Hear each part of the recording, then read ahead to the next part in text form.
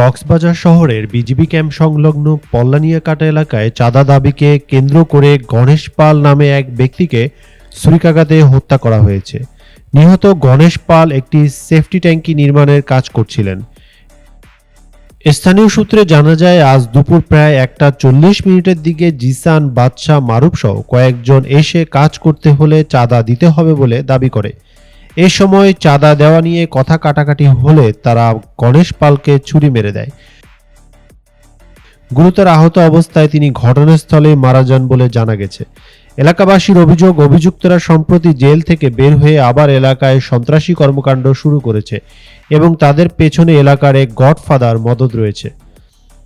ঘটনার পর এলাকায় চাঞ্চল্যের সৃষ্টি হয়েছে। আইনশৃঙ্খলা বাহিনীর কাছে দ্রুত তদন্ত করে জড়িতদের গ্রেপ্তার ও দৃষ্টান্তমূলক শাস্তির দাবি জানিয়েছেন স্থানীয়রা। হত্যা করে দেওয়ার পরে তো তেরার বিশেষ চাই, ফাঁসি চাই।